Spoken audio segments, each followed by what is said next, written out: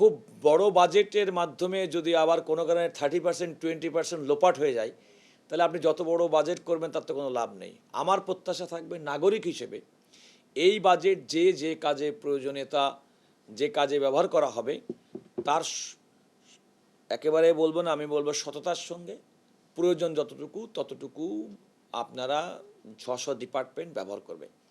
আমি আপনাদের এই প্রসঙ্গে আমার এই অফিসের একটা অভিজ্ঞতা শেয়ার করতে চাই। এই অফিসে আপনারা জানেন যে সরকারের পক্ষ থেকে যখন বরাদ্দ দেওয়া হয়, বিভিন্ন খাতে বরাদ্দ দেওয়া হয়,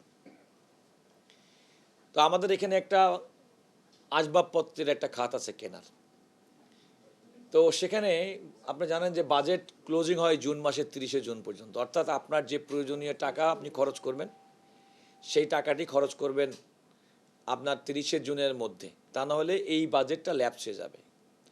তো আমার অফিসের কয়েকজন কর্মকর্তা বলেছেন, মানে দায়িত্বশীল, যে স্যার এই টাকাগুলো তো আমাদের বাজেটের মধ্যে 30শে জুনের মধ্যে খরচ না করলে এই টাকাটা ল্যাপস হয়ে যাবে, ফেরত চলে যাবো, সরি ফেরত যাবে, তো অসুবিধে কী? এখন আমার টাকা ফেরত চলে যাবে বলে কি আমি 900 করে টাকা পয়সা দিয়ে আসবাবপত্র কিনবো নাকি?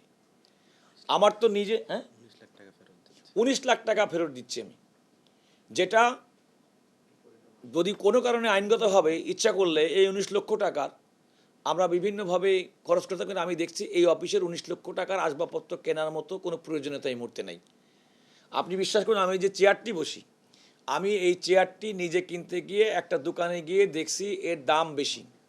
আমি নিজে সশরীরে হাতিলে গেছি, হাতিলে গিয়ে ওখানে গিয়ে তাদের সঙ্গে বার্গেনিং করছি, বার্গেনিং করে তাদের পাবলিশ প্রাইস রিডিউস করাইছি। রিডিউস করানোর পর আমার অফিসকে বলেছি আমি রিডিউস করে এত টাকা আসছি, আপনারা সেইভাবে করে এইটা নিয়ে আসবেন। আমি একটা উদাহরণ দিলাম মাত্র। সুতরাং আমরা যার যার অবস্থান থেকে আমাদের কাজ হবে যে দেখেন রাষ্ট্রের এই টাকাটা তো কোনো আকাশ থেকে আসে নাই, জনগণের কষ্টের টাকা, ঘামের টাকা। এর প্রত্যেকটা টাকার একেবারে যথাযথ ব্যবহার হবে, প্রয়োগ হবে দেশের জন্য, মানুষের জন্য, কল্যাণের জন্যে। আমি চাই না যে দেশের টাকা নানা রকমভাবে অতীতের সময়কালের মধ্যে আমরা দেখেছি যেভাবে নয়ছয় করা হয়।